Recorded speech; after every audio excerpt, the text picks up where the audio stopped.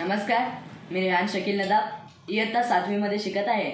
माझ्या शाळेचं नाव श्री विद्या मंदिर उजायदेवी हायस्कूल उजायवाडी। चला तर मग आज आपण भूगोल विषय पाहणार आहोत। इयत्ता 7वी मधील धडा दुसरा, धड्याचं नाव आहे सूर्य, चंद्र व पृथ्वी। याचा आपण स्वाध्याय बघणार आहोत। यामधील जो धडा पहिला आहे ऋतुनिर्मित भाग 1, तर याचा स्वाध्याय दिलेला नाही आहे, तर म्हणून आपण धडा दुसरा सूर्य, चंद्र व पृथ्वी याचा स्वाध्याय बघत आहोत। चला तर मग सुरू करूया। यामध्ये प्रश्न पहिला दिलेला आहे, चुकीचे विधान दुरुस्त करून लिहा। यामधील प्रश्न पहिला, चंद्र सूर्याभोवती प्रदक्षिणा घालतो। तर बघा, हे चुकीचं विधान आहे। याचं बरोबर विधान असं आहे की चंद्र हा पृथ्वीभोवती प्रदक्षिणा घालतो। यामध्ये दुसरा प्रश्न दिलेला आहे, पौर्णिमेत चंद्र, सूर्य व पृथ्वी असा क्रम असतो। तर हे सुद्धा चुकीचे विधान आहे। याचं बरोबर आहे, पौर्णिमेत सूर्य, पृथ्वी व चंद्र असा क्रम असतो। आता आपल्याला तिसरा क्वेश्चन सुद्धा दिलेला आहे, पृथ्वीची परिभ्रमण कक्षा व चंद्राची परिभ्रमण कक्षा एकाच पातळीत आहे। तर याचं बरोबर काय आहे आपण बघूया। चंद्राची परिभ्रमण कक्षा व पृथ्वीची परिभ्रमण कक्षेशी सुमारे 5 अंशाचा कोन तयार करते। तर हे समान कोन नाही आहे। इथे प्रश्न चौथा दिलेला आहे, चंद्राच्या एका परिभ्रमण काळात चंद्राची कक्षा पृथ्वीच्या कक्षेशी एकदाच छेदते। तर हे सुद्धा चुकीचे विधान आहे। याचं बरोबर विधान असं आहे की चंद्राच्या एका परिभ्रमण काळात चंद्राची कक्षा पृथ्वीच्या कक्षेशी 2दा छेदते। आता इथे 5वं उदाहरण दिलेलं आहे बघा, सूर्यग्रहण उघड्या डोळ्यांनी पाहणे योग्य आहे का? तर तुम्ही याच्यासाठी काय काळजी घ्याल असं त्यांनी विचारलेलं आहे। तर बघा, सूर्यग्रहण पाहण्यासाठी काही विशेष गॉगल्स असतात किंवा काळी जी काच असते त्याच्या माध्यमातून आपण सूर्यग्रहण पाहणे योग्य आहे। कारण जर तुम्ही उघड्या डोळ्यांनी सूर्यग्रहण पाहिलं तर आपल्या डोळ्यांना इजा होऊ शकते। इथे आपल्याला 6वा क्वेश्चन दिलेला आहे, चंद्र पृथ्वीशी उपभू स्थितीत असताना चंद्राची कंकण आकृती सूर्यग्रहण होते। तर याचं उत्तर काय आहे बघा, चंद्र पृथ्वीशी उपभू स्थितीत असताना कंकण आकृती सूर्यग्रहण होते। आता प्रश्न आपल्याला दुसरा दिलेला आहे, योग्य पर्याय निवडा। खाली काही आकृती दिलेल्या आहेत, सूर्यग्रहणाच्या आकृत्या आहेत त्या। तर त्याच्यामध्ये अ दिलेला आहे, आ दिलेला आहे आणि ई दिलेला आहे। तर हे आपल्याला वहीमध्ये काढायचे आहे काही अशा प्रमाणात। बघा, हे असं काढायचं आहे आपल्याला आकृती, ठीक आहे।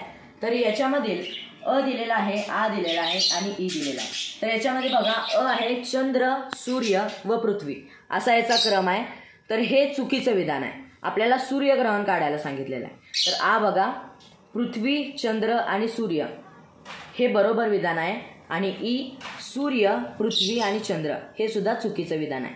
तर अशा प्रकारे आपला दुसरा क्वेश्चन सुद्धा इथे सॉल्व्ह होत आहे। आता बघा, कंकण आकृती सूर्यग्रहणाच्या वेळी दिसणारे सूर्यबिंब। आता आपल्याला सूर्यबिंबाची सुद्धा इथे आकृती दिलेल्या आहेत।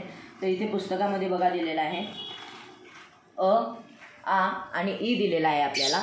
तर आपल्याला सूर्यबिंब काढायचं आहे। तर अ हे चुकीचं विधान आहे, ई सुद्धा चुकीचं विधान आहे, आ हे आपलं बरोबर विधान आहे। तर इथे अजून एक दिलेला आहे, चंद्राची उपभू स्थिती।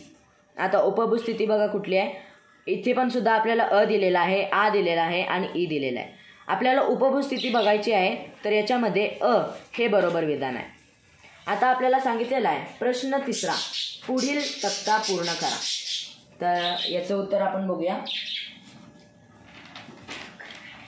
आपल्याला हा तक्ता पूर्ण करायचा आहे। तर बघा, इथे आपल्याला दिलेला आहे तपशील वैशिष्ट्ये। तर तपशील वैशिष्ट्ये आपली कोणती आहेत, तिथी, दिवस, स्थिती, ग्रहणांचे प्रकार, खग्रासचा जास्तीत जास्त कालावधी हा आपल्याला दिलेला आहे। तर इथे चंद्रग्रहण सुद्धा दिलेलं आहे। चंद्रग्रहण पहिली जागा गाळलेली आहे। दुसऱ्यामध्ये आपल्याला दिलेला आहे चंद्र, पृथ्वी आणि सूर्य। तिसरा आपल्याला बघायचा आहे चंद्र, पृथ्वी आणि सूर्य। आणि चौथा आहे 107 मिनिटे। तर हे असं चंद्रग्रहण आपल्याला काढायचं आहे। यामधील फर्स्ट आपल्याला येतोय बघा, इथे फर्स्ट आपल्याला पौर्णिमा येते, दुसरं चंद्र, सूर्य आणि पृथ्वी, तिसरं आपल्याला खग्रास व खंडग्रास याचं आपल्याला उत्तर येते आणि लास्टला आहे 107 मिनिटे. आता सूर्यग्रहण बघा. पौर्णिमा अमावस्या इथे पृथ्वी चंद्र व सूर्य असं सूर्यग्रहण इथे तयार होतं. खंडग्रास व कंकणाकृती हे तयार होतं आणि इथे सूर्यग्रहण 7 मिनिटे आणि 20 सेकंदाचं असतं. ठीक आहे. आता आपण पुढे जाऊया. प्रश्न 14 दिलेला आहे. आकृती काढा व नावे लिहा. तर आकृती आपल्याला इथे काढायला सांगितलेली आहे. खग्रास व खंडग्रास सूर्यग्रहण. तर खग्रास व खंडग्रास सूर्यग्रहण इथे आपल्याला काढायचं आहे. तर काही अशाप्रमाणे काढायचं आहे. इथे आपल्याला पुस्तकामध्ये सुद्धा दिलेलं आहे, मला दाखवतो. हे आपलं खग्रास व खंडग्रास सूर्यग्रहण होईल हे, आणि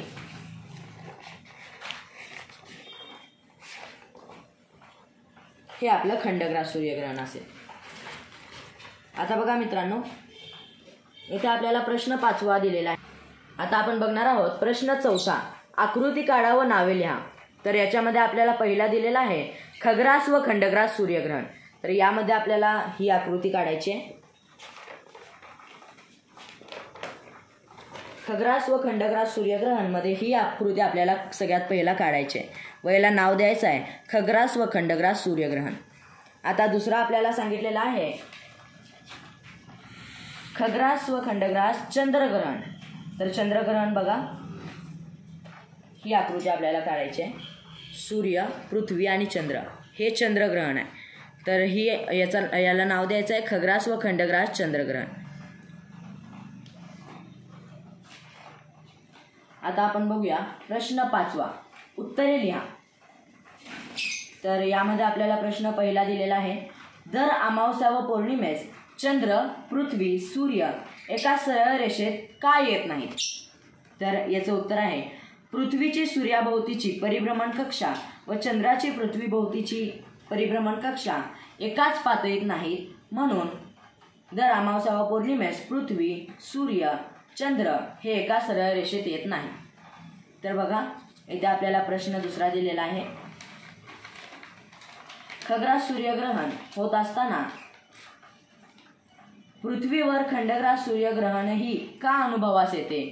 तर याचं उत्तर आहे अमावस्येच्या दिवशी सूर्य, चंद्र व पृथ्वी हे 3 खगोल अनुक्रमे एकाच सरळ रेषेत आले तर चंद्राची सावली पृथ्वीवर पडते व खग्रास सूर्यग्रहण हे आपल्याला अनुभवास येते. आता आपल्याला प्रश्न तिसरा दिलेला आहे. ग्रहणाविषयीचे गैरसमज दूर करण्यासाठी उपाय सुचवा. तर आपल्याला उपाय सुचवायचे आहेत. तर याच्यामध्ये पहिला बघूया आपण. ग्रहणे हे केवळ खगोलीय स्थिती आहे व ग्रहणात शुभ अशुभ असे काहीही नसते. हे पाठ्यपुस्तकातील विविध कृतींच्या व प्रात्यक्षिकांच्या आधारे समजून सांगणे. व दुसरं दिलेलं आहे वृत्तपत्रे, संदर्भ पुस्तके, आंतरजाल इत्यादी साधनांच्या आधारे ग्रहणांची शास्त्रोक्त माहिती मिळवणे व मिळालेल्या माहितीची भित्तिपत्रके, तक्ते, गटचर्चा, पथनाट्ये यांद्वारे प्रसार करणे. याचं उत्तर हे आहे. आपल्याला चौथा प्रश्न दिलेला आहे बघा. सूर्यग्रहण पाहताना कोणती काळजी घ्याल? तर हा प्रश्न आपल्याला पहिला पण आलेला आहे. तर सूर्यग्रहण पाहताना काळ्या कलरचे गॉगल्स किंवा एक विशिष्ट प्रकारच्या गॉगलचा आपण वापर केला पाहिजे, नाहीतर आपल्या डोळ्यांना इजा होऊ शकते. तर आपल्याला सगळ्यात लास्ट क्वेश्चन दिलेला आहे 5वा. उपभूस्थितीत खग्रास सूर्यग्रहण व खंडग्रास सूर्यग्रहण